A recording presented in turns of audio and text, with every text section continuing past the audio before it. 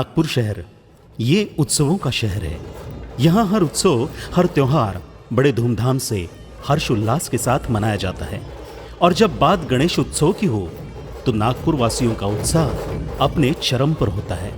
जहाँ एक और घर घर में गणेश जी का बड़े भक्तिभाव के साथ स्वागत किया जाता है, तो दूसरी ओर शहर के बड़े गणेश मंडल भी गणेश जी के आगमन की तैयारी में जुट जाते हैं।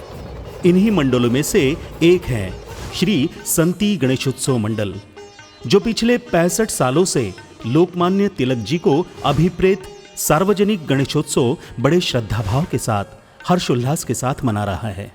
मूर्तिकार के यहाँ से गणेश जी की मूर्ति लाने के बाद सैकड़ों कार्यकर्ताओं की उपस्थिति में ढोल ताशा पथक तथा बैंड बाजे की सुरताल में संती का यह गणपति बड़े धूमधाम से मंडल के पेंडॉल की ओर निकल पड़ा। ढोल ताशा पथक के वादकों तथा सदस्यों ने गणेश जी की इस आगमनीय स्वागत यात्रा में अलग ही समा बांधा। महिला हो या पुरुष, सभी कार्यकर्ताओं ने भक्ति भाव के साथ नाचकर बाप्पा के आगमन पर अपना आनंद प्रकट किया। गजानन महाराज मंदिर से निकली यह आगमनीय स्वागत यात्रा बड़कस चौक, गांधी पुतला होते हुए आखिरकार मंडल के पेंडॉल तक पहुंची। 11 फीट की इस भव्य गणेश मूर्ति को पेंडॉल में ले जाना कोई आसान काम नहीं था, लेकिन सभी कार्यकर्ताओं ने जो जोश और उत्साह दिखाया, उस कारण सभी के लाडले बाप्पा अपनी नियोजित जगह पर विराजमान हुए। जो सुख कारक है, जो दुख तथा विघ्नों को दूर करने वाला है, तीनों लोकों में प्रथम पूजनीय है, ऐसे मंगलमूर्ति बाप्पा की इस नयन रम्य, विलोभनीय, तेजोमय मूर्ति के सामने सभी श्रद्धालु बड़े भक्ति भाव के साथ नतमस्तक हो रहे थे। इन 10 दिनों में सुबह शाम अपने लाडले बाप्पा की आरती में सम्मिलित होकर मंडल के कार्यकर्ता तथा उपस्थित श्रद्धालुओं ने बाप्पा का शुभाशीर्वाद प्राप्त किया। प्राण प्रतिष्ठा के दृष्टिकोण से बड़ी दर्शनीय मूर्ति के बाजू में ही छोटी गणेश मूर्ति बिठाई गई। संती गणेशोत्सव मंडल की यह खासियत है कि हर साल मंडल की ओर से देश के किसी विख्यात मंदिर की केवल हुबहू प्रतिकृति ही नहीं तैयार की जाती, बल्कि उस प्रख्यात मंदिर में जिस तरह का धार्मिक वातावरण होता है, वहां जो विशेष परंपराएं निभाई जाती है, नित्य की पूजा अर्चना, आरती आदि धार्मिक विधि विधान होते हैं, उन्हें उसी अंदाज में पेश करने का प्रयास किया जाता है, जिससे यहाँ आने वाले श्रद्धालुओं को लगता है कि वे मानो उसी प्रख्यात मंदिर में पहुंचे हो। इस भक्तिमय वातावरण में सराबोर होने इन 10 दिनों में हर साल 3 लाख से भी ज्यादा श्रद्धालु मंडल के पेंडॉल में आते हैं और श्रद्धालुओं का यह आंकड़ा साल दर साल बढ़ता ही जा रहा है, जो अगले साल और कुछ बेहतर करने की प्रेरणा तथा प्रोत्साहन मंडल के कार्यकर्ताओं को देता है। इतनी बड़ी संख्या में जब लोग यहाँ दर्शन के लिए आते हैं तो इससे हम सभी कार्यकर्ताओं का उत्साह काफ़ी बढ़ता है और हमारी जवाबदारी भी बढ़ती है कि अगले साल हम कुछ और अच्छा काम करें और लोगों को यहाँ और दूसरे मंदिरों की प्रतिकृति और धार्मिक जानकारी उपलब्ध करा सकें। इस साल मंडल की ओर से उत्तर प्रदेश के वृंदावन में स्थित भगवान श्री कृष्ण के बांके बिहारी मंदिर की हुबहू प्रतिकृति तैयार की गई है। कलकत्ता, भोपाल, पुणे तथा मुंबई से आए लगभग 50 कलाकारों ने अपनी कला का जौहर दिखाते हुए मात्र 45 दिनों में बांके बिहारी का यह सुंदर मनोरम मंदिर साकार किया। मंदिर के प्रवेश द्वार पर टीका लगाकर श्रद्धालुओं का स्वागत किया जाता था। जैसे कि हम जानते हैं कि हमारे हिंदू संस्कृति में तिलक को बहुत ज़्यादा महत्व दिया जाता है।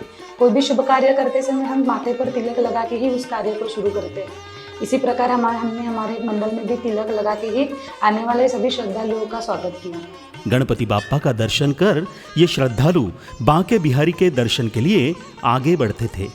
अंदर की सुंदर साज सजावट, भगवान श्री कृष्ण की विभिन्न लीलाएं दिखाते चित्र, श्रद्धालुओं की भगवान श्री कृष्ण के प्रति असीम श्रद्धा आदि बातों से सभी को एक अलग ही भक्तिमय धार्मिक वातावरण की अनुभूति हो रही थी।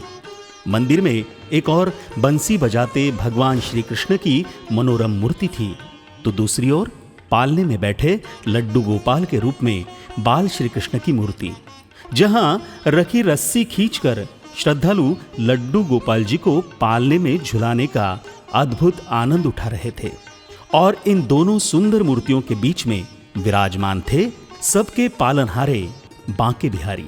मूर्ति का सौंदर्य, तेज, साज श्रृंगार देखते ही बनता था। यहां आने वाले सभी श्रद्धालु बांके बिहारी रूप में विराजमान भगवान श्री कृष्ण के आगे नतमस्तक हो अपनी मनोकामनाएं पूर्ण करने की प्रार्थना कर रहे थे। ये सारा दृश्य देख ऐसा प्रतीत हो रहा था मानो वृंदावन का बांके बिहारी मंदिर कुछ दिनों के लिए नागपुर में प्रकट हुआ हो।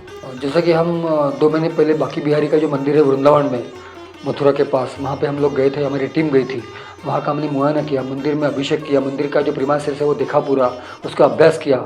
हमारे फोटोग्राफर, हमारे वीडियोग्राफर भी थे। इतना ही नहीं, जो हमारा डेकोरेशन करते हैं गणपति उत्सव का, पेंडाल का, उनको भी वहाँ पे लेके गए थे। तो वहाँ की आरती कैसी होती है, वहाँ की व्यवस्था क्या है, वहाँ का प्रसाद क्या है, वहाँ की पूजा क्या है, वहाँ का इतिहास क्या है, वहाँ की आख्यायिका क्या है, वहाँ का महत्व क्या है, ये सारी विषयों का अभ्यास करने के लिए वहाँ पे गए थे। वहाँ का पूरा अभ्यास हमने यहाँ पे करके हम यहाँ पे आए और उसी प्रकार का मंदिर हमने यहाँ पे साकार करने का प्रयास किया। दर्शन कर लौटे सभी श्रद्धालुओं को 10 दिन मंडल की ओर से प्रसाद वितरित किया गया। इन 10 दिनों में मंडल की ओर से विभिन्न कार्यक्रमों का आयोजन किया गया, जिसमें महिलाओं के लिए संस्कार भारती रंगोली का प्रशिक्षण, बच्चों के लिए चित्रकला स्पर्धा का आयोजन, भगवान गणेश जी को समर्पित विशेष गणेश याग का आयोजन, समाज में अलग अलग क्षेत्र में कार्यरत कर्तृत्ववान महिलाओं का सत्कार, विविध क्षेत्र में जिन्होंने सफलता हासिल की ऐसे मेधावी छात्रों का सत्कार, नो डिफरेंस फाउंडेशन द्वारा संचालित आश्रमशाला के बच्चों को विशेष तौर पर आमंत्रित कर इन बच्चों की हौसला अफजाई, भगवान बांके बिहारी जी के लिए 56 भोग का आयोजन, जिसमें मंडल के कार्यकर्ताओं द्वारा ही अलग अलग पदार्थ श्रद्धा भाव से भगवान को समर्पित किए गए। बच्चों के लिए आयोजित फैंसी ड्रेस स्पर्धा ने भी सभी का दिल जीत लिया। अलग अलग वेश परिधान कर इन नन्हों मुन्नों ने अलग ही समा बांधा। दही हांडी के प्रणेता माखन चोर बांके बिहारी के आंखों तले आयोजित दही हांडी का भी इन नन्हे उस्तादों ने खूब मजा उठाया। राधा कृष्ण के साथ नृत्य करने का सभी महिला श्रद्धालुओं ने खूब आनंद लिया। राधे राधे कृष्ण कृष्ण के जाप में तल्लीन होकर श्रद्धा भाव से सभी जन नाच रहे थे। उसी दौरान फूलों की होली का भी आयोजन किया गया था।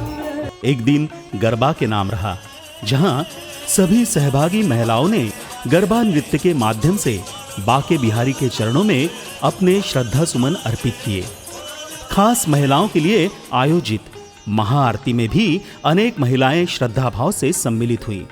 खासदार सांस्कृतिक महोत्सव की ओर से प्रायोजित भक्ति संगीत कार्यक्रम का भी उपस्थित श्रोताओं ने मन मुराद आनंद उठाया। इन 10 दिनों में इस्कॉन की ओर से रोजाना आयोजित भजन संध्या से भक्ति रस का एक अलग ही वातावरण तैयार होता था, जिससे मंडल के कार्यकर्ता हो, उपस्थित श्रद्धालु हो, सभी लोग श्रद्धा भाव से झूम उठते थे। मंडल की ओर से मैं नागपुर के इस्कॉन सेंटर को बहुत धन्यवाद प्रदान करता हूँ, जिन्होंने 10 दिन हमारे बांके बिहारी मंदिर के अंदर में भक्तिमय वातावरण निर्माण किया। कार्यकर्ताओं का अनुशासन तथा संपूर्ण समर्पण, सात्विक धार्मिक वातावरण का निर्माण, उत्कृष्ट साज सज्जा तथा सजावट, सामाजिक कार्यों में सदा अग्रसर, यही वजह है कि आज संती गणेशोत्सव मंडल ने केवल नागपुर शहर में ही नहीं बल्कि संपूर्ण विदर्भ क्षेत्र में अपनी एक अलग पहचान, अपना एक अलग मुकाम बनाया है। मंडल के इसी समर्पित भाव के कारण गत कई वर्षों से नागपुर पुलिस आयुक्तालय की ओर से आयोजित आदर्श गणेशोत्सव स्पर्धा में संपूर्ण नागपुर शहर के 1200 से भी ज्यादा सार्वजनिक गणेश उत्सव मंडलों में से संती गणेशोत्सव मंडल को प्रथम पुरस्कार से सम्मानित किया जाता आ रहा है। अनेक सामाजिक संस्थाओं की ओर से भी हर साल मंडल को गौरवान्वित किया जाता है। सार्वजनिक गणेश मंडल का कार्य किस तरह होना चाहिए, इसका सर्वोत्तम उदाहरण यानी संती गणेशोत्सव मंडल। पिछले अनेक वर्षों में संती गणेशोत्सव मंडल ने जो संस्कृति और परंपरा जपने का काम जो किया है, ऐसे लोकापयोगी कार्यक्रम के लिए मैं उनको हार्दिक शुभकामनाएं देना चाहता हूँ। लोकमान्य तिलक ने जो सार्वजनिक गणपति किया, और उसको करने के पीछे का जो उनका मूल उद्देश्य था कि समाज का प्रबोधन हो, समाज का संगठन हो, समाज के सभी घटक एक साथ आए और यहाँ पर कुछ सामाजिक चिंतन हो, राष्ट्रीय चिंतन हो, इस विषय को लेकर गणपति उत्सव को सार्वजनिक किया। पर हम देखते हैं कि गणपति उत्सव का जो एक स्वरूप बदला है, उस बदलने में भी जो लोकमान्य तिलक की भूमिका है, जो इस देश के लिए, समाज के लिए जो एक स्थापित ऐसा उन्होंने एक दिशा निर्देश किया था, उसके अनुरूप संती गणेशोत्सव मंडल ये लगातार काम कर रहा है। केवल 10 दिन का गणपति उत्सव नहीं, तो ये गणपति उत्सव वैदिक पद्धति से, परंपरागत पद्धति से, हिंदू पद्धति से किस प्रकार से संपन्न किया जा सकता है, ये अगर कहीं देखने को मिलता है तो मुझे लगता है महाराष्ट्र में अगर कुछ गिने चुने मंडल होंगे, उस मंडल में संती गणेशोत्सव मंडल का ये बड़े ऊपर के क्रम में इसका नंबर लगना चाहिए। माननीय केंद्रीय मंत्री नितिन जी गडकरी ने इससे प्रभावित होकर एक एम्बुलेंस इनको दी है, तो एम्बुलेंस भी ये चलाती है और एम्बुलेंस अत्याधुनिक इस कोरोना में सेवा में उपयोग में आई, उसमें सारी अत्याधुनिक व्यवस्था है। इसके साथ साथ स्कूल के गरीब बच्चों को किताबें देना, उन स्कूल के बच्चों को और साहित्य देना, समाज के अभी कोरोना के काल में उनको अनाज का वितरण करना, किट बांटना, लोगों को ढूंढ कर उनकी सेवा करना, एडमिट करना, उनका अंतिम संस्कार करने तक के काम गणेशोत्सव मंडल ने किए। तो केवल 10 दिन का मंडल नहीं है, तो जिन विचारों को लेकर, जिन पद्धति और संस्कारों को लेकर मंडल चलना चाहिए, ऐसी हमारी भूमिका है, वह संती गणेशोत्सव मंडल कर रहा है। अभी हमने कोरोना महामारी का समय देखा है। हम सिर्फ सुनते रहते हैं कि 100 साल पहले ऐसी महामारी हुई थी, ऐसा अनुभव था, लेकिन हमको ऐसी परिस्थिति देखने को कभी हमने सोचा नहीं था। उस कठिन काल में संती गणेशोत्सव मंडल कार्यकर्ताओं ने बहुत मदद की, लोगों को दवाइयाँ पहुँचाई, खाद्य सामग्री पहुँचाई, तो बहुत अच्छा कार्य उस समय उन्होंने किया और अपने सामाजिक दायित्व का निर्वहन किया। केंद्रीय मंत्री माननीय श्री नितिन जी गडकरी तथा महाराष्ट्र के लाडले उप मुख्यमंत्री माननीय श्री देवेंद्र जी फडणवीस, इनके साथ साथ सभी महानुभावों का संती गणेश मंडल पर विशेष स्नेह रहा है। वे हमेशा यहां आकर सभी कार्यकर्ताओं का उत्साह बढ़ाते हैं। इस साल महाराष्ट्र राज्य के वन तथा सांस्कृतिक मंत्री माननीय श्री सुधीर मुनगंटीवार जी भी बाके बिहारी के दर्शन के लिए आए थे। उन्होंने इस संपूर्ण आयोजन की तारीफ करते हुए मंडल के सभी कार्यकर्ताओं की हौसला अफजाई की। विश्व में सबसे छोटे कद की महिला के तौर पर Guinness book of world record में जिनका नाम दर्ज है, वे सुप्रसिद्ध कुमारी ज्योति आमगे भी बाप्पा के दर्शन के लिए विशेष तौर पर पधारी थी। साथ साथ अनेक मान्यवरों ने इन 10 दिनों में यहां पधार कर न केवल कार्यकर्ताओं का उत्साह बढ़ाया, बल्कि भविष्य में मंडल को सभी तरह की मदद का आश्वासन भी दिया। मंडल के लिए जिन्होंने सुंदर मनोरम मूर्ति बनाई, वे मूर्तिकार हो, मंदिर निर्माण तथा साज सजावट करने वाले कलाकार हो, इलेक्ट्रिशियन हो, इन सभी का भी उनके महत्वपूर्ण योगदान के लिए मंडल की ओर से सत्कार किया गया। हर साल की तरह इस साल भी गणेश जी की आगमनीय स्वागत यात्रा पर सोशल मीडिया के लिए रील्स बनाने की स्पर्धा आयोजित की गई थी। इस स्पर्धा के प्रथम, द्वितीय तथा तृतीय पारितोषिक विजेताओं को भी इस अवसर पर पुरस्कृत किया गया। किसी भी भव्य आयोजन के लिए आर्थिक नियोजन सबसे अहम बात होती है और इसीलिए संती गणेशोत्सव मंडल अपने सभी दानदाताओं तथा प्रायोजकों के सहकार्य के लिए उनके प्रति तहे दिल से आभार प्रकट करता है। आज संती का गणपति ये अपने आप में एक ब्रांड बन चुका है, जिसकी ख्याति संपूर्ण विदर्भ में फैली है।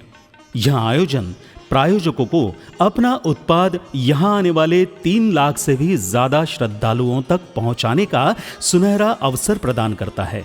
संती गणेशोत्सव मंडल शहर के मीडिया के प्रति भी अपना आभार प्रकट करता है, फिर चाहे वो इलेक्ट्रॉनिक मीडिया हो, सोशल मीडिया हो या फिर प्रिंट मीडिया। इन सभी ने अपने वार्तांकन में उचित स्थान देकर संती के इस गणेश उत्सव को देश विदेश में पहुंचाने में अहम भूमिका निभाई है। मैं संती गणेशोत्सव मंडल की ओर से संयोजक के नाते जो लोग हमको गणपति उत्सव सेलिब्रेट करने के लिए तन मन धन से मदद करते हैं, वर्गणी देते हैं, चंदा देते हैं, स्पॉन्सरशिप देते हैं, उन सभी स्पॉन्सर्स का, वर्गणीदारों का, प्रायोजकों का मैं बड़े मन से शुक्रिया अदा करता हूँ। उसी प्रकार से हमारा जो थीम होता है, हमारा जो प्रेजेंटेशन होता है, हमारा जो विषय होता है हर साल का गणपति उत्सव का, वो लाखों लोगों तक पहुँचाने का जो काम है वो मीडिया करती है। उसमें इलेक्ट्रॉनिक मीडिया हो गया, प्रिंट मीडिया हो गया, सोशल मीडिया हो गया, पोर्टल मीडिया हो गया।